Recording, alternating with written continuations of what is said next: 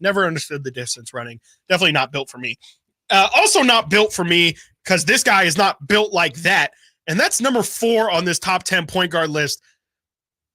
I mean, you've been asking for Steph Curry, and frankly, Steph Curry would make me less upset because Tyrese Halliburton is listed as the 4th best point guard in the NBA right now, right behind Jalen Brunson as well. And again, I'm just going to continue to say Tyrese Halliburton. What are we doing? Thank you. What are we doing? What is happening here? I mean, De'Aaron Fox is a better point guard right now than Tyrese Halliburton. Sure, you can maybe say that, for sure as a natural point guard, if you want to say, playmaking and all that stuff, Tyrese definitely fits the mold of a more natural point guard. But as an individual player, I think De'Aaron Fox is just a better player today than Tyrese Halliburton. You could say whatever you want about the future and where he might be at some point, but I just can't see De'Aaron Fox having the postseason that Tyrese had in a positive way. I think De'Aaron Fox would have to be there and have to show up every single night for his team. And Tyrese kind of just didn't do that every single night. And I'm just a little bit, I guess I shouldn't be surprised, but I'm a little surprised to see Tyrese at number 4. 3 and 4 are wild and very different to me of Jalen Brunson, Tyrese Halliburton, because I see Tyrese up there and I'm like, okay, well, maybe we're valuing like traditional point guard play and the playmaking, where obviously Tyrese is one of the best in the league when it comes to playmaking. But scoring is a huge aspect of point guards nowadays, and that's obviously Jalen Brunson's skill set. Not that neither guy can do the other thing, but if we're talking their primary strengths here, that's where we're at. And we're at the point where these guys being listed, and I still think there's others that would probably be above their tier. But when it comes down to it, there's a big tier of guys. And I think that De'Aaron belongs in the tier with Jalen Brunson, with Tyrese Halliburton. I think he's better than Tyrese right now, like you're saying. Future, you want to make that argument? That's fine, and I don't blame you at all. There are still a lot of scoring questions when it comes to Tyrese. Like aggressive. Pascal Siakam, probably best player on that team. I would say so. Last year, and people might say the same thing about Domas. I don't really think that's true. More important could be a different argument. Absolutely. But I think that De'Aaron's the best player on the Kings. I think he's going to go crazy this year. I know I've said this a couple times. It's a contract year. And I think that we're going to see it on both ends of the floor. And if you're talking defense, I like how, full circle here. I'm sitting here talking about Tyrese Halliburton's defense. Wow. But De'Aaron is an extremely good defender that he proved last year. We've seen flashes, and that's becoming more consistent. Tyrese isn't really there. Off ball, to De'Aaron's point, off ball, Tyrese is a good defender. On ball, they're still trying to hunt that guy. And that should count for a lot in my mind. I would put De'Aaron over Tyrese, but he's too high in the first place, and so is Brunson. Yes, and too low on this list, and even I could admit it, as the graphic would state. I am one with Wardell, Stephen Curry, and Wardell, Stephen Curry falls at number 5 on this list, which is just absolutely shocking. I think it's pretty obvious why we would say that Steph should be higher than this. Who was number 2 again? Number 2 was who went Luka. It was Luka and then Shea. Okay. Shea's fine. I mean, Steph belongs. You could say 3. passing of the guard and have it be no pun intended, and have it be Shea at 2 and have Steph at 3. But I even think that there still is a world where you make that argument that Steph is still number 2, if not number 1, for sure. And even Jalen Brunson, Tyrese, like Kyrie Irving belongs somewhere in here as well. We'll get to him at some point. Kyrie's probably better than Tyrese right now. Maybe not Brunson. You're not going to be happy with this list then. As we move on to number 6, as you mentioned, Tyrese, and you're not talking about this one, but Tyrese Maxey falls at number 6 on this list. Obviously had I guess you could say another breakout season if you can win most improved player 3 different times, which nobody has. But Tyrese Maxey is definitely somebody who is on the rise. But again, at number 6 and higher than De'Aaron Fox, I just don't know. And I'll merge these two guys because I do think it's a similar conversation. Ja Morant at number 7 as well. Still, again, higher than De'Aaron Fox. Yeah, I think Morant is better than Maxey right now. But again, you're going back to the future thing. And Maxey can go get you buckets. He is fairly similar to De'Aaron, actually. I think the shooting's obviously better. But when you talk about fastest guys in the league, like Maxey's the other one that really feels like he can compete for that. And it's not just being fast, it's utilizing it, obviously. And I think that both those guys are good at that.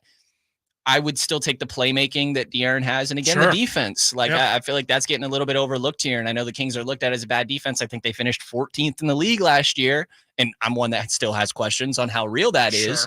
But he led the league in steals, which isn't a tell-all for defense. But to his point, there's a lot of discipline that came with his steals as well. It's not like he's just reaching for everything. So I think that De'Aaron is better than Maxey. And the other one was Ja.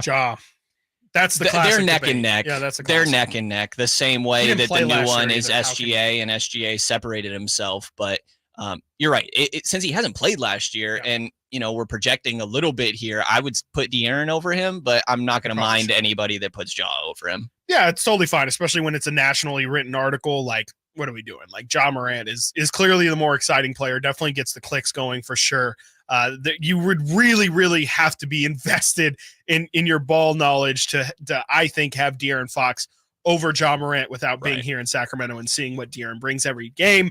And the final person that is in front of De'Aaron Fox, and this is just crazy now, especially if we're talking about recent performances, Damian Lillard is at number 8. I'm not saying Dame doesn't belong on this list at all, especially not in the top 10. I think he still is. I think he definitely had a down season and didn't quite show what he's capable of doing. Let's not forget he was traded, I think, a week before training camp even started. He talked about how he wasn't able to really get into proper basketball shape because he had to make sure he was going to remain healthy through the offseason so he could be traded. Damian Lillard coming in at number 8, just as I will reveal, one spot ahead of De'Aaron Fox. De'Aaron's number 9. Do you have problems with Damian Lillard being number 8 on this list? More specifically, I guess, ahead of Fox. But yeah, I mean, after last year, it feels unfair to do that, but it's still Damian Lillard. It sure is. I was just watching a highlight reel of him cooking Denver in 2021 when there's no fans, and he's ridiculous. He's the only thing that's close to Steph Curry. Only thing, yeah. And there's a lot that comes with that. And last year, moving from Portland and off the court stuff that I'm sure was an adjustment there as well, whether personal, basketball wise, whatever it may be. I do think Dame is going to bounce back in a big way. He has a year under his belt of getting adjusted to this new team. But again, like, are we projecting here, or are we talking about who has shown that they were the best as of last year? Right. And obviously there's a little bit of an aspect of both, but be consistent. Because if you're gonna put so much weight for Jalen Brunson and Shea, how are you not gonna put De'Aaron Fox's weight above that? And again, De'Aaron falls at number 9 on this list. At number 10, behind De'Aaron Fox, Trae Young. At number 11, the guy that you were waiting to hear about, Kyrie Irving, number 11 on this list. You have Jamal Murray at number 12, Cade Cunningham. Again, are we considering Cade a point guard at number 13? LaMelo Ball at 14. This is incredibly insulting. I don't care how bad of a season you thought it was. James Harden at number 15. Yeah, that's crazy.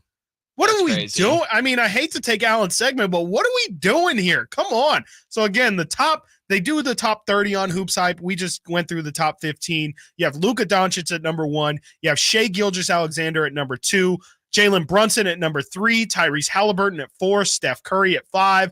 Tyrese Maxey at 6. Ja at 7. 8, Damian Lillard. Number 9, De'Aaron Fox. Number 10, Trae Young. 11, Kyrie. 12, Jamal Murray. 13, Cade Cunningham. 14, LaMelo Ball. 15, James Harden. Brendan, if you can remember that list, where do you feel like De'Aaron belongs? You can just say I think what it comes to for me me is that there's 3 above the rest, right? If you go Luka, I would still go Steph Curry, I would go SGA. Yeah.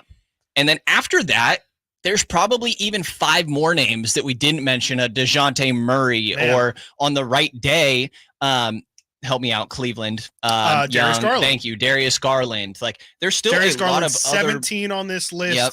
DeJounte's 19. Yeah, there's still more names that, as you can go down this list, that I think they kind of all belong in the same tier. Yeah, really. No, for sure. And on any given year, they could be the top. So best case scenario, I think after the end of next year, we can talk about De'Aaron being top 5. But I think more likely than not, probably around like that 7 range is what I would think is realistic. I'd move Steph up. I'd probably put Kyrie near him as well when it comes to De'Aaron. And I don't mind the Tyrese's being in the conversation, but I think that right now De'Aaron should be ranked higher. Yeah, I'm right there with you. I mean, I think you kind of put it perfectly. I think that there's a top three, and I think it's the best of the rest. And I don't see how you don't have De'Aaron at least towards the top of that best of the rest category. And, maybe after this year, he'll kind of separate himself. And, of course, when you don't make the playoffs, I think it takes a lot of eyeballs off of you, and people who don't watch the team just get to kind of create narratives. And I think De'Aaron Fox, some might say, yeah, like he maybe we don't believe in his defense a lot. Maybe if he was so good, how didn't he propel the Kings in the same way Jalen Brunson did? You could see how definitely people who aren't paying attention to this thing on a day in, day out basis could let their minds go to pretty crazy places. And pretty crazy as well. We have a Bleacher Report article talking about who in the NBA has the best assets, and they rank them from 1 to